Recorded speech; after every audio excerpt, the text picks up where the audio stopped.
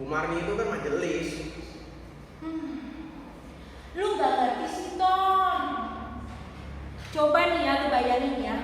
Barin itu usia berapa sekarang? Masa sampai sekarang belum kawin juga? Ya emang rada aneh juga. Tapi nggak tahu lah. Itu urusan dia sama Tuhan. Kalau gue sih ya, Ton ya, gue curiga banget. 100% gue curiga banget sama Mbak ini. Lu gak pernah perhatiin sih, lu main handphone terus sih. Marta, lagi ngomongin apa kamu? Kemana aja? Udah 2 minggu gak kelihatan di ibadah umum. Saya ada urusan keluarga, Bu Marni.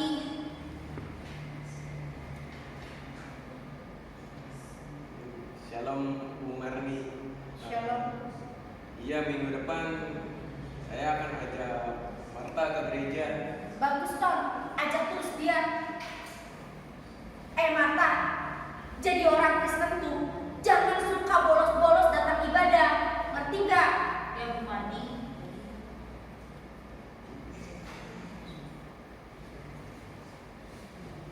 Wah, kita ke mall aja yuk. Kita ke mall aja.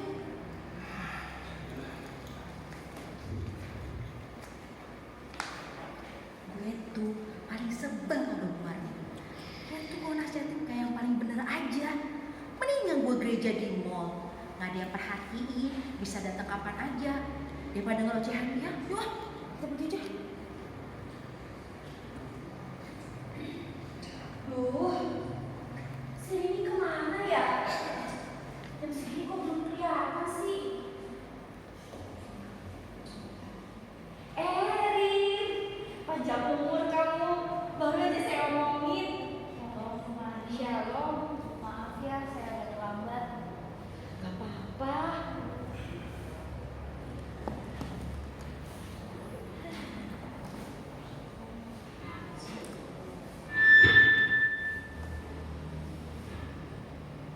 Kamu kenapa, Rin? Kok mukanya kelihatan muram gitu sih?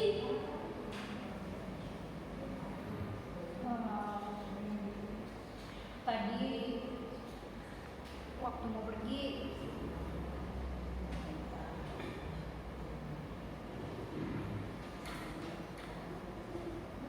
Papa sama Mama ribut lagi.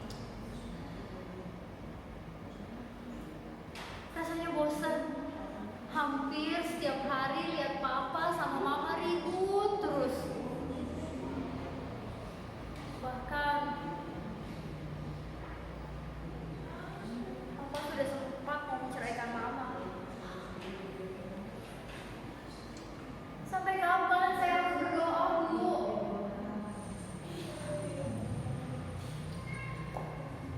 Kamu yang sabar ya, Rin. Tapi orang tua kamu tuh berat loh, Rin.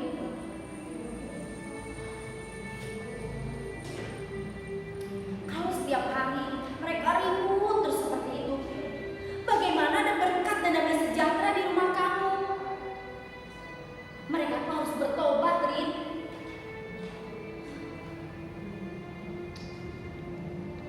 Oh ya, nanti saya akan minta kepada Bapak Pendeta untuk mendoakan secara khusus Bapak Mama kamu, biar mereka bertobat, Rin. Iya, Bu. Saya juga sudah berdoa. Bahkan saya sampai merasa capek berdoa bertahun-tahun, tapi Mama sama Papa gak ubah juga.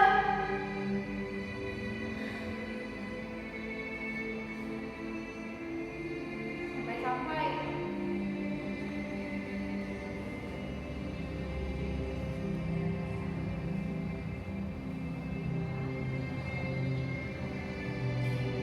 karena rumah tangga Mama sama Papa gak harmonis, membuat saya merasa gak yakin mau menikah. Memikirkan apakah suami saya nanti bisa menjadi suami yang baik. Memangnya pacar kamu sekarang di mana, Rin?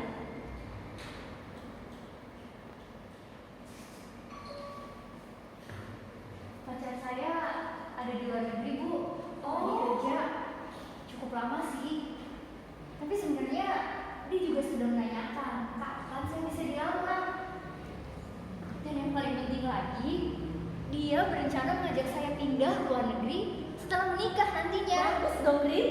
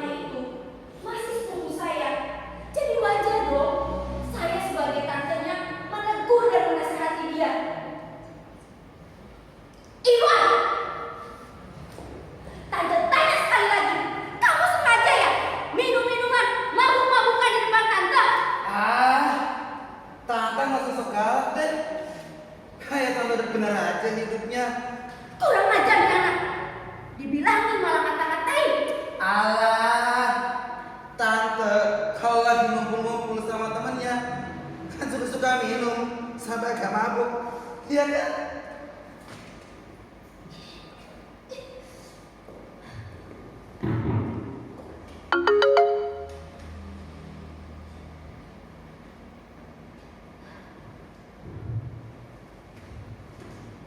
Dek, sebaiknya Adek harus tetap sopan kalau bicara dengan orang yang lebih tua. Dan Mbak mau tanya, memang Adek bawa botol begitu mau mabuk-mabukan ya? Kan gak baik.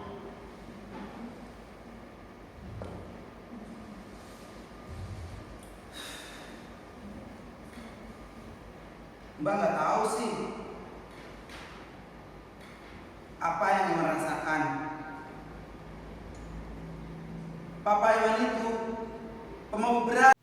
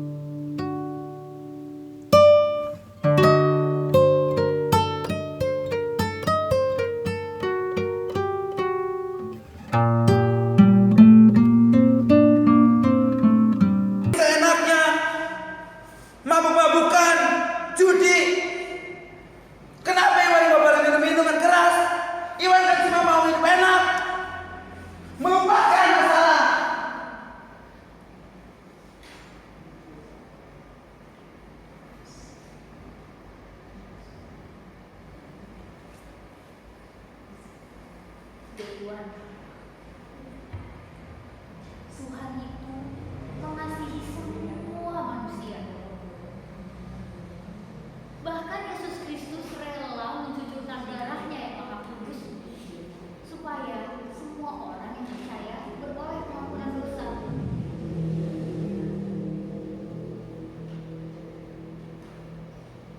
Tuhan juga memberikan kehendak bebas kepada manusia supaya manusia bisa memilih mau hidup berkenan kepadanya atau mau tetap hidup dalam dosa.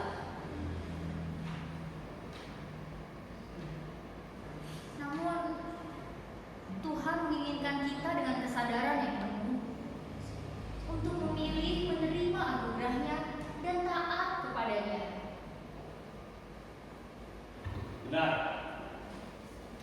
Benar apa yang dikatakan tadi. Shalom, Pak Johan. Shalom. Maafkan jika saya menyela pembicaraan. Tetapi memang penting untuk saling mengingatkan sesama orang percaya. Tuhan, kita sekarang masih dalam suasana merayakan Paskah. Saat-saat di mana kita diingatkan kembali makna kebangkitan Kristus, bahwa kuasanya mampu mengubahkan kita menjadi manusia baru di dalam Kristus, diubah setiap hari untuk menjadi seperti Yesus Kristus. Yang perlu kita tanggapi adalah dengan kemauan untuk berubah, maka kuasa Tuhan akan mengubah kebiasaan seburuk apapun menjadi baik. Wah, senang sekali Pak Johan sebagai pendoa dan juga penginjil bisa membantu memberikan nasihat rohani kepada Iwan. Dan kita juga diberkati ya, Rik.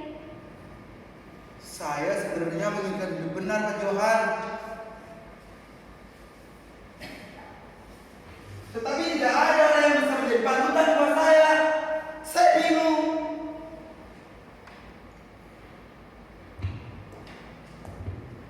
Saya akan doakan. Dan jika kamu tidak keberatan, kita bisa sharing nanti di gereja.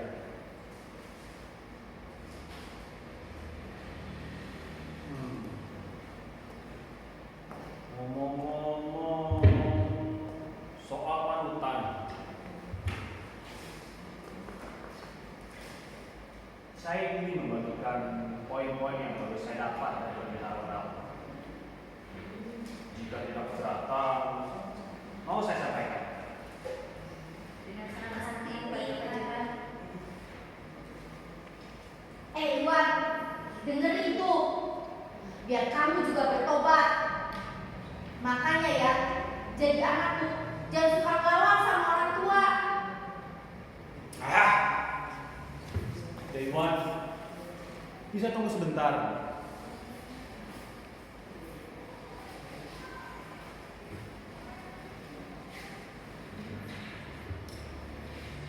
Pak Johan, dulu Iwan itu anak yang baik loh. Saat dia masih kecil, dia sangat rajin pergi sekolah minggu. Bahkan sampai dia remaja.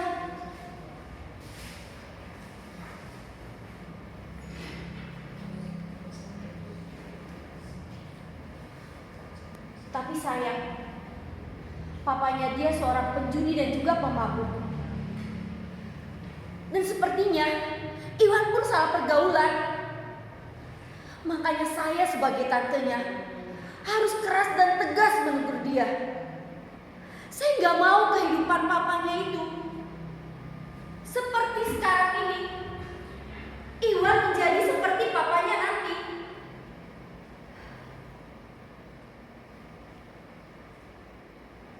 Ya sudahlah, kita tidak bisa memaksa. Lebih baik kita doakan Iwan. Oh iya, saya ingin membagikan poin-poin yang saya dapat dari Pendeta Ronald. Ini menceritakan tentang manusia-manusia yang ada pada zaman penderitaan dan penyaliban Yesus.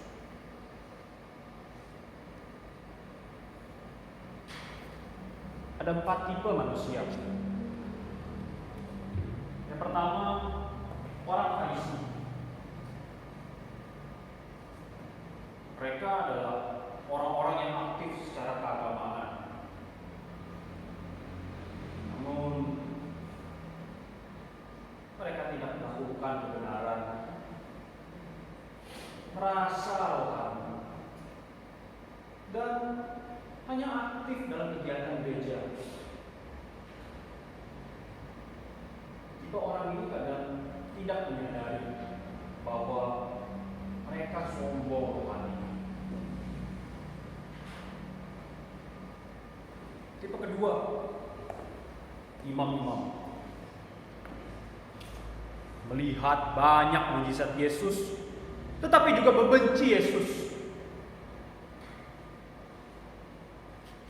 Orang-orang ini mereka sering merasa dengki, memberitakan hal-hal yang buruk, berharap hanya dirinya saja yang terlihat benar.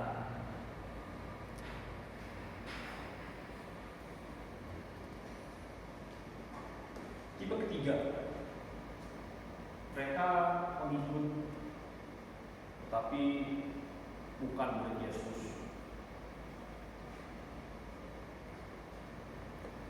Mereka melihat banyak hal ajaib, tapi begitu imam-imam mengatakan bahwa Yesus mewujud Allah, mereka langsung berubah menjadi benci. Tipe ini adalah orang-orang Kristen yang tidak mau bertumbuh dalam firman. Sehingga ketika mereka mendengar berita tidak benar, mereka langsung menghakimi, tidak melakukan klarifikasi terlebih dahulu. Tipe terakhir, yang keempat, mereka adalah murid-murid Yesus. Mereka yang lari, bahkan sampai menyangkal Yesus. Tapi akhirnya mereka kembali dan berusaha untuk setia sampai mati. Tipe ini adalah orang-orang Kristen yang mau bertumbuh dalam firman meskipun mengalami jatuh bangun, dan setia sampai pada akhirnya. Perlu kita tanyakan pada diri sendiri dan jujur, tipe manakah kita? Benar Pak Johan, itu poin-poin khotbah yang sangat bagus. Perlu keterbukaan dan kejujuran untuk mengakui tipe yang mana kita. Semoga kita dimampukan oleh Roh Kudus. Renungkan di rumah ya. Minggu kita diskusikan lagi. Kebetulan saya ada keperluan lain. Saya pergi dulu. Terima kasih Pak Johan. Sampai ketemu nanti ya. Tuhan memberkati.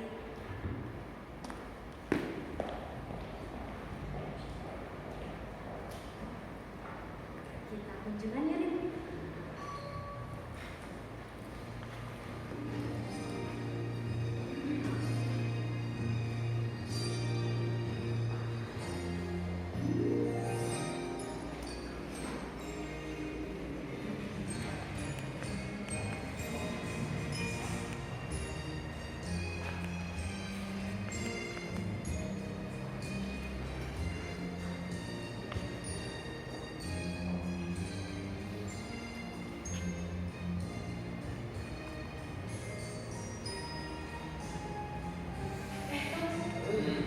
Itu bukannya Iwan? Iwan? Iwan? Iwan? Iwan? Iwan? Kenapa kok kamu nyuntik narkotik sekarang, Iwan?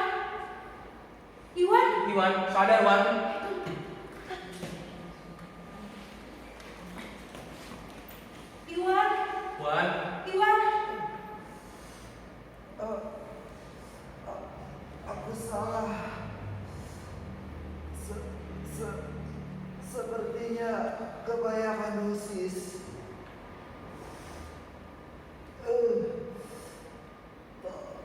Tolong aku. Ayo kita ke rumah sakit. Aku udah kuat lagi. Ayo Ton, kita bawa ke rumah sakit. Kan? Ayo Ton.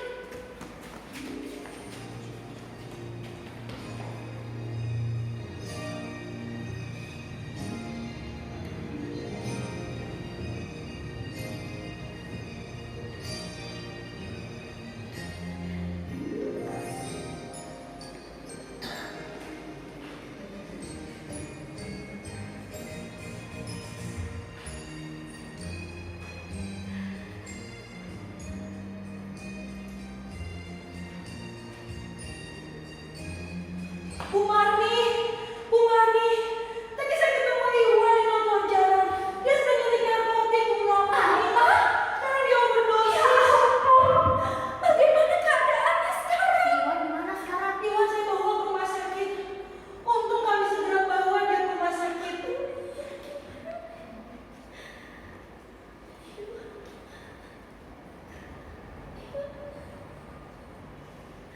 Hampir terlambat, Bu Marni. Hampir Iwan tidak tertolong. Sekarang kondisi Iwan masih kritis.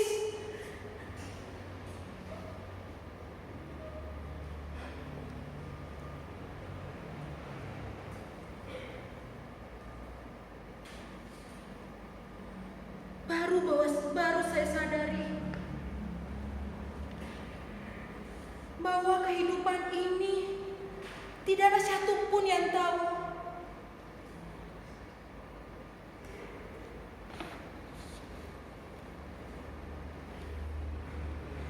Kematian bisa datang kapan saja. Iwan. Iwan. Tante sungguh sangat menyesal, Iwan.